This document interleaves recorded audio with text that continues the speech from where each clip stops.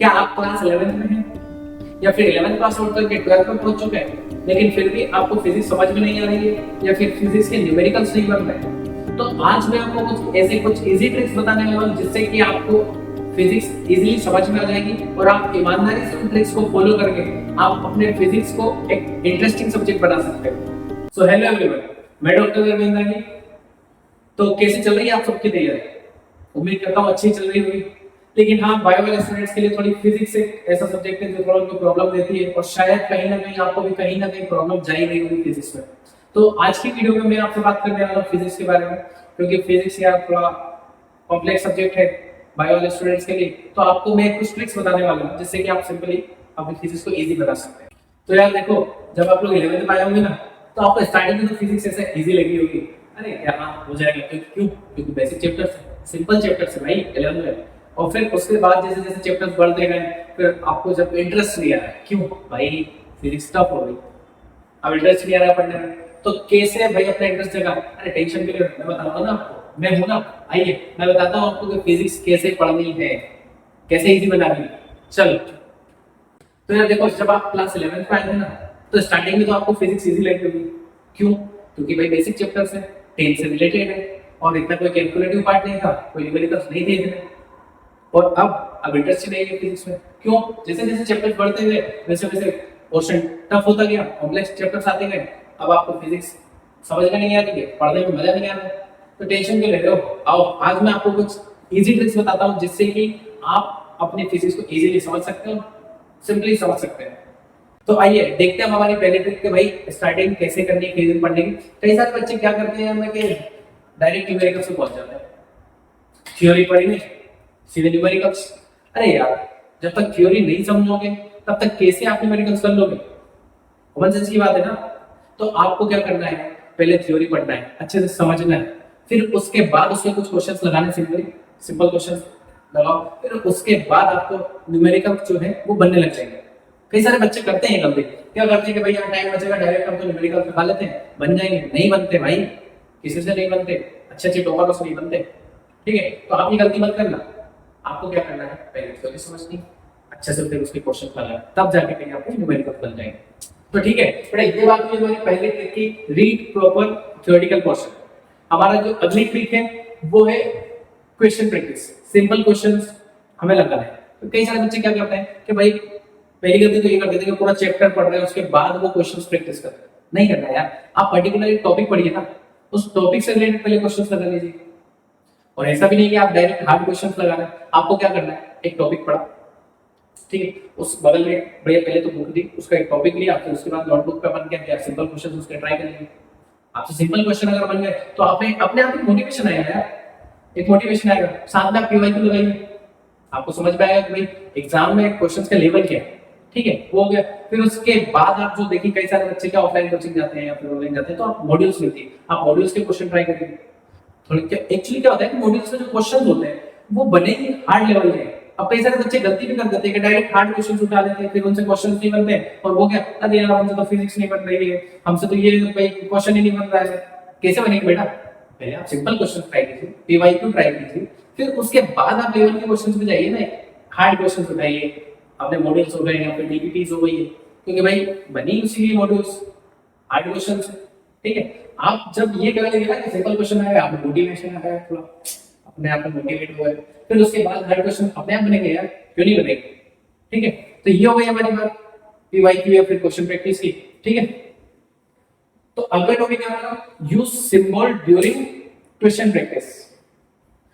क्या करना है आपको, आप कोई भी या तो क्वेश्चन लगा, तो बेटा अब हम चलते हैं हमारी तीसरी ट्रिक की तरफ, जो कि है use symbols during question practice. देखो क्या करना है, क्वेश्चन तो तीन प्रकार के होते हैं। ठीक है, एक तो जो कि बिल्कुल इजीली बन जाते हैं, दूसरा क्या भाई बनता ही नहीं, और फिर तीसरा ऐसा है इसको देख के फील आता है कि ये क्वेश्चन थोड़ा स्पेशल क्वेश्चन लग रहा है, उसका एक लेवल होता है। ठीक है, तो आपको क्या करना है, सिंपली अपने क्वेश्चन को ना तीन कैटेगरी में डिवाइड कर लेना है। वो कौन कौन सी मैं आपको बताता हूँ, उनपे कौन से सिंबल यूज करने हैं वो भी मैं आपको बताता हूँ। तो क्या करना है, जैसे देखो कुछ क्वेश्चन ऐसे होते हैं कि जो एक ही बार में आपसे बन जाते हैं।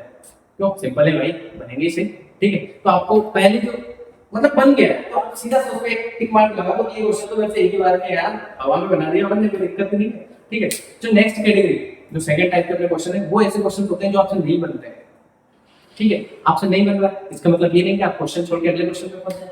आपको देखो यार क्वेश्चन नेगलेक्ट नहीं करना है, सिंपली आपको एक बार दो बार उस पर कोशिश करनी है, अपने भी थोड़ा दिमाग लगाओ, रोबोट मत बनो यार, ठीक है ना। थोड़ा सा अपना दिमाग लगाना, देखो शायद बन जाए। अगर फिर भी नहीं बन रहा है तो आप उसको एक ऐसा संकल्प बनाओ। आपको क्या करना है, सर्कल बनाया, नेक्स्ट डे मॉर्निंग में आप क्लासरूम में गए, अपना टीचर सामने देखा, तो सीधे सबसे पहले वो डाउट आप क्लियर करो कि सर मेरे से क्वेश्चन नहीं बना, तो आपने को बताइए भाई कौन सा फॉर्मूला कोड करना है, कौन से ट्रिक से आपको क्वेश्चन सॉल्व करना है। आपको टीचर डेफिनेटली बताएगा और वो क्वेश्चन भी आपका इजीली सॉल्व हो जाएगा, आपको समझ में भी आ जाएगा भाई। ठीक है, तीसरी कैटेगरी, देखो तीसरी कैटेगरी की बात हम करते हैं बेटा। क्या होता है कि कुछ ऐसे क्वेश्चंस जो देख के लगते हैं कि यार ये क्वेश्चन थोड़ा हटके डिफरेंट है भाई, लेवल इस क्वेश्चन वो आपसे बन गया, क्वेश्चन बन गया, लेकिन हाँ उस क्वेश्चन का एक लेवल है, वो क्वेश्चंस को आप एक स्टार कैटेगरी में डाल सकते हो। क्यों भाई, आप उन क्वेश्चंस को रिवीजन के टाइम पे यूज कर सकते हो। ऐसे क्वेश्चंस क्योंकि एग्जाम टाइम पे आते हैं, आपको डेफिनेटली पेपर में मिलेंगे इस टाइप के क्वेश्चन, आपको मतलब फील आता है यार देखिए यार ये क्वेश्चन कुछ अलग है यार, इसका एक लेवल है। ठीक है, तो ऐसे क्वेश्चंस को आप स्टार कैटेगरी में डालो। तो बेटा ये हमारी बात हुई use symbol during question practice वाले टिप पर। ठीक, तो बेटा जो हमारी नेक्स्ट ट्रिक है ना फोर्थ वन, वो है प्रिपेयर शॉर्ट नोट्स। तो यार फिजिक्स में शॉर्ट नोट्स बनते कैसे? कई सारे बच्चों का सवाल आता है सर फिजिक्स में कैसे शॉर्ट नोट्स बनाएं। अरे यार बेटा कुछ नहीं करना, मान लीजिए आपने सिंपली कोई चैप्टर आज पढ़ाया है, उसको पढ़ लिया अच्छे से, ठीक है, उसके बाद क्या करना है, शॉर्ट नोट्स में जो उसके जितने भी फॉर्मूलाज है ना वो अपने पुट करना है, ये फॉर्मूला ये फॉर्मूला ये फॉर्मूला सारे फॉर्मूलाज आप शॉर्ट नोट्स के अंदर पुट करो। ठीक है, अब वो कब काम आए, देखो मैं बताता हूँ। जब भी आप एग्जाम देने जाएंगे, या तो अपने स्कूल का हो या फिर कोचिंग का हो या फिर कोई सा भी नीट का पीएससी कोई सा भी एग्जाम हो, जब आप एग्जाम देने जाएंगे ना तो सिंपली क्या करना है, वो नोट्स शॉर्ट नोट्स का आपने उठाया और ये पलटा, ये रिवीजन हो गया, इन शॉर्ट आपको सब कुछ एक ही बार में रिवाइज हो गया। ऐसा नहीं है पूरा चैप्टर पढ़ने की जरूरत लग रही है, पूरा टॉपिक पढ़ने की जरूरत है, आपने शॉर्ट नोट्स पढ़े और आपने एग्जाम दे दिया, बस कम टाइम में अपना ज्यादा काम हो गया। ठीक है, आप ये ट्रिक सिर्फ फिजिक्स में यूज नहीं कर सकते, आप केमिस्ट्री में भी कर सकते हैं, क्योंकि उसमें भी फॉर्मूलाज होते हैं, उन फॉर्मूलाज देखो हर जगह यूज होते हैं। ठीक है ना, तो ये हमारी किस पे बात हुई है, और प्रिपेयर शॉर्ट नोट्स पर। देखो यार ये तो हमारी फिजिक्स के ट्रिक्स के बारे में बात हुई है, लेकिन कुछ बच्चे एक गलती और करते हैं, क्या करते हैं कि जब क्लास में टीचर पढ़ा रहा है, ठीक है, उस टाइम पे जब टीचर ने बोर्ड पे लिख दिया सीधा देख के लिख लिया। आपको ये नहीं करना बेटा, पहले टॉपिक को समझो, चीजों को समझो, उसके बाद लिखना है। अब आप सीधा कॉपी पेस्ट कर लो, क्या मतलब होगा यार, कोई सेंस बात करना है ना, ये चीजें समझो फिर लिखना है। और एक चीज और मैं बताना चाहूंगा, कई सारे बच्चे क्या करते हैं ना, दो कॉपियां बनाते हैं, क्लासरूम में रफ कॉपी में लिख रहे हैं, घर जाके उसको फेयर कर रहे हैं, बेटा नहीं करना है यार, क्या रफ को क्या फेयर, अच्छे से एक प्रॉपर नोट बनाओ, क्लास में बना लो ना, घर जाके क्यों टाइम वेस्ट करना है, एक ही बार में लिख लो। अब उसी चीज को आप घर जाके लिखोगे कोई मतलब नहीं है, तो आपको सीधा फेयर में बनाना है। ठीक है, और एक चीज हो बेटा, कई सारे क्या करते हैं कि डाउट पूछने में टीचर को हिचकिचाते हैं यार, क्या एक टॉपर के माइंडसेट से देखोगे ना, तो भाई टॉपर आसपास 10 लोग खड़े हो, कोई दिक्कत नहीं है, जैसा भी क्वेश्चन उसको मन में आया उसने पूछ डाला। थोड़ा यार समझो चीजों को, भाई नहीं शर्माना है, आप यार फीस दे रहे हो, किसी भी कोचिंग में जा रहे हो तो फीस दे रहे हो, ठीक है, तो आपको अपना जो भी डाउट है वो क्लियर करना है, उसको छोड़ना नहीं है।